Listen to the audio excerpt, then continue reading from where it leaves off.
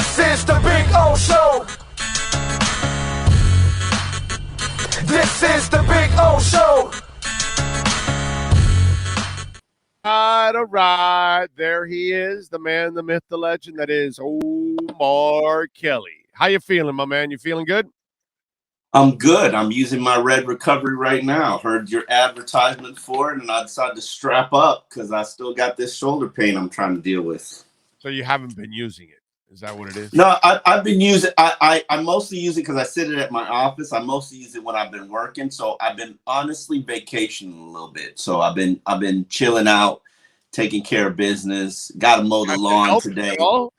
Has it alleviated them? Has it alleviated the pain? Yeah. Yeah. It's this more so than the massage. Now I'm gonna go get a massage probably today or tomorrow, but it all helps. I don't know what's causing all this neck tension and shoulder tension I got, but I got to get it addressed. I know what it is. It's the Tua hate that you spread out and all that. The Tua negativity. Carrying Tua hate on my shoulder. It's that negative karma coming back to bite you in the ass. That's what it is. Got you. Okay. I'm actually a Tua supporter, but hey, if I got to be a hater because I don't want to, I don't want to blindly follow him and excuse all his issues. So be it. Okay. All right. So let's get on to a little Dolphins talk, and I want to challenge you a little bit here. Okay. Make you think a little bit here. These are two completely unfair questions I'm asking you. Okay. Just so you'll know. Because I asked Cham the same unfair questions, and I say they're unfair because it's only fair once you get to training camp and you watch training camp and the preseason and all that. Then you'll have kind of a better assessment to answer this question. But I'm going to put you out on a limb here, and I'm telling you ahead of time, it's an unfair question. So give me the under-the-radar guy right now that you think will make an impact on the Dolphins that fans are going to notice. They're going to be happy about it. We all know Tyreek and Teron Armstead and, the obvious guys that we're expecting. Yeah. Give me an under-the-radar guy. It might be a guy that was already here the last year or two or three. It might be a guy they just added, they just traded for, they just signed, whatever. There's a guy that maybe we don't talk enough about, and yet you think people will be talking about him and appreciating what he's doing. Jalen Phillips. I don't know if that's an under the radar enough for you. I know he basically had a solid second half of the season. I need more under the radar than Jalen. So you think Jalen Phillips is going to have I think Jalen Phillips is going to be a superstar. I think he's going to be your top pass rusher, and I think he's that piece that can make your defense elite. It's not elite now. People who think it is, they don't pay attention because they finished the year like 16th. Like they're middle of the pack. Yeah, they're not even close to being elite. Not even close. But I think Jalen Phillips, people don't understand that second year jump is very critical. And a lot of it is the game slows down for these veterans. I mean, these players who are going from their bodies get to recover because you don't understand how much training is involved, being part of the draft process and trying to impress teams and then getting there to camp. And really the off season, that next year when they have the off season and their body starts to feel the benefits of having an off season. He's leaner, he's faster, he's twitchier. I believe he's going to have a breakout season. I believe he's going to be one of the top pass rushers in the NFL. Wow, that's actually big stuff there. That's actually better than what I was asking for. I like that.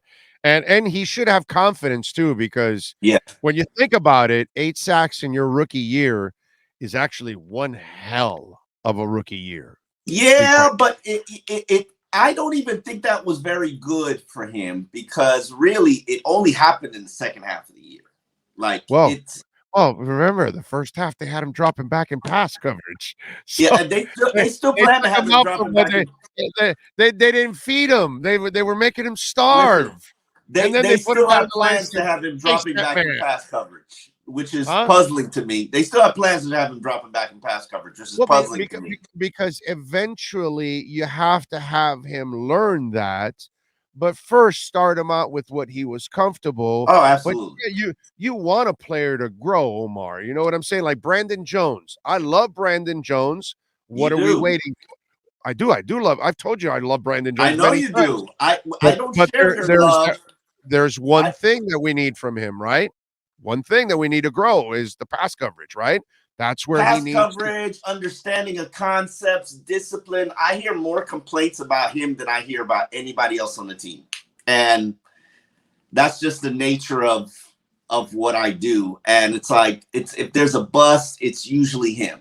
And you know, he's got to earn the trust of his teammates, and that's one thing that I think Second-year player. He's going into his third year, he's bro. the Of third year course. player. Yeah, I mean, but Yeah. if you're Well, now starting he's the half, third year. if Yeah. you're starting half your games, like he makes splash plays, and props to him because he makes splash plays. Everybody's gonna love him because he makes splash plays. But what costs you more are the busts. The bus Yeah, costs you sure. big. Of course. And they would rather have a player who doesn't bust, who doesn't give you splash plays, than they have a player who gives you splash plays and busts.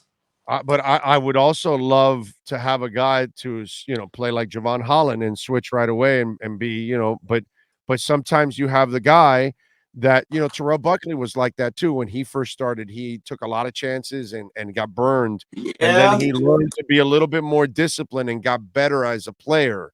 And that love happens to T-Bud. a lot of players early on that they're young and they make mistakes. He's an aggressive player, Brandon. And so that's where he gets caught up a little bit and he'll, run out of plays and put himself out of position at times.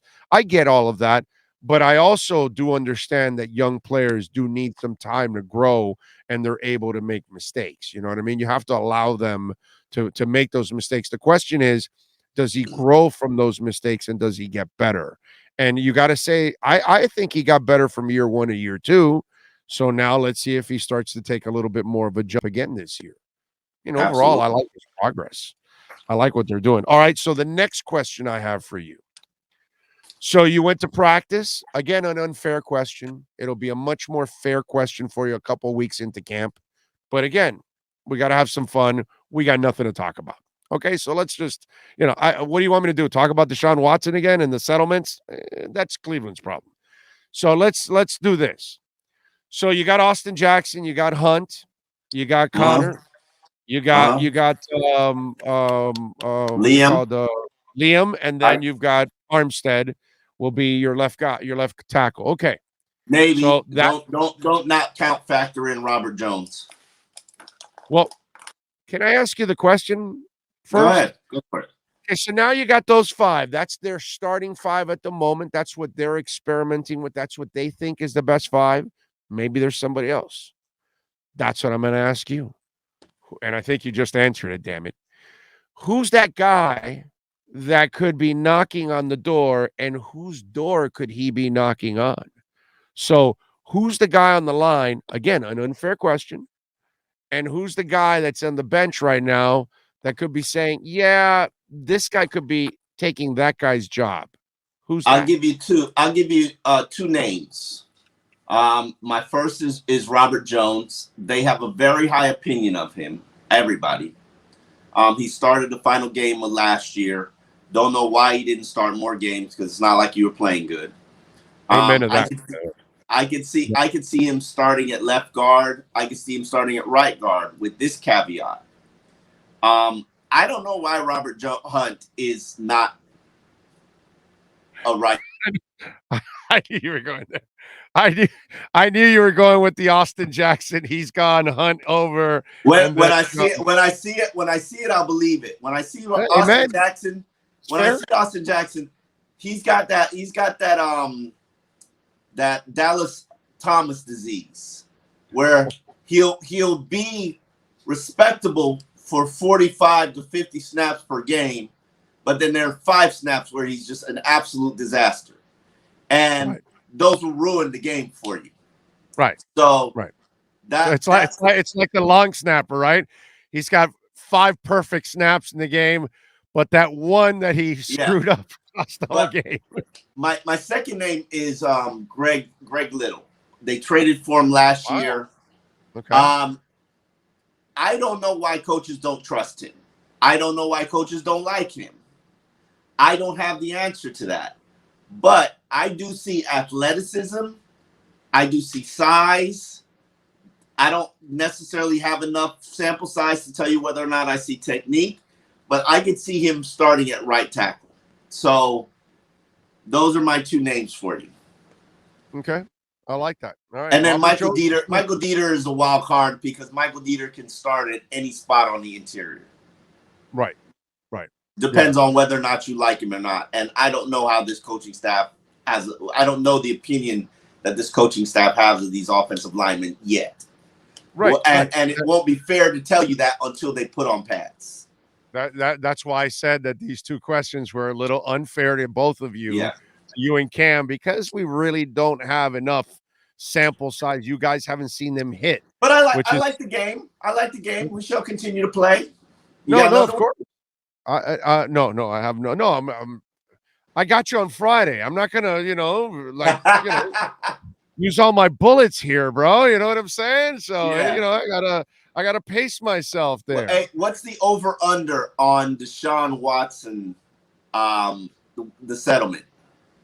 Well, he got 20 of them, so he's got 4 left, plus the other 2. What's the dollar value you putting on it? What do you mean value? Like what? How much money? How much money you think? I think he had to give about $200,000 to each. He had to double the 100. You putting 200 on it? Yeah. Keep in mind that Busby probably takes 40%. He's got a guaranteed $250 million. So if he has to give away, but keep in mind Busby takes 40%. So are you saying they walk away with $200,000 each, or Yeah, so $250,000 probably each, and then Busby takes the cut. Okay. Yeah. That makes about sense. Now he's gonna have to get, dude. He's got a shit ton of money guaranteed. So, and he already made money. So that $10 million that they paid you last year. That's probably what you're giving up. If I'm the Cleveland Browns, I gave him that guaranteed money, that upfront money, to make this go away. Right. That's it. And that's kind of what it is. So he's going to have to spend $10-20 million on this whole thing. He'll be suspended. He'll be suspended for probably the whole season, but people don't realize he got all his money in guaranteed money. He's going to make probably $1 million this year. So the NFL should probably just go ahead and suspend him for an entire season. And they will. And they'll probably add a fine to it. They'll probably add a fine because it's only $1 million in salary. So they know that you're trying to circumvent it. And so they're going to try to. I don't know if they can do that. And by the way, the NFLPA will have a say in that. Yeah, I don't know if they can do that, but yeah, I'm up for all creative ideas. But they will try.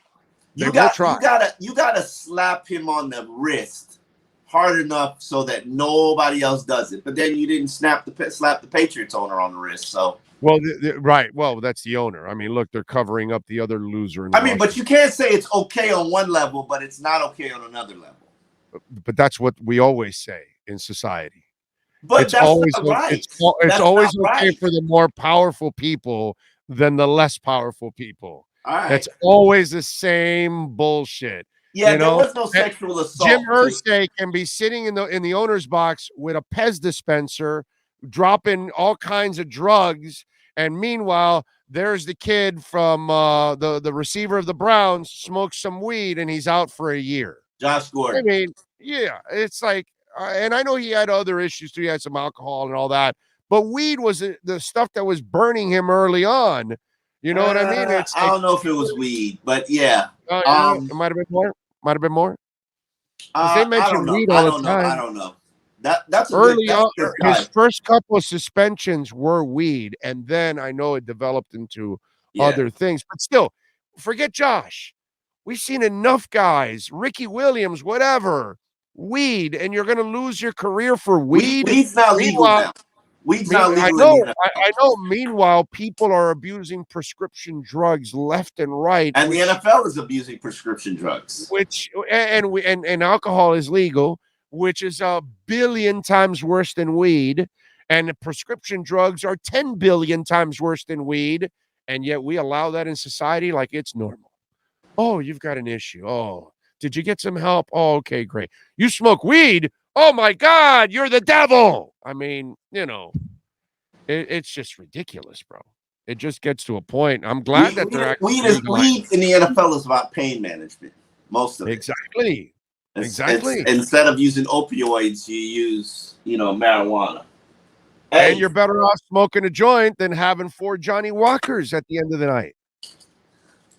Sorry, bro. That's just the way it is. We demonize something that doesn't, by the way, we demonize a drug that has more medicinal purposes than alcohol. Than almost anything out there, bro. The amount of medicinal purposes they get out of that plant is sick. How much they get out of it, okay? Just by taking care of babies with seizures alone blows your mind. Yeah. Okay, there are babies that have hundreds of seizures a day, and without that oil from that plant, people with epilepsy too. Epilepsy, yes. I hear where you're coming from.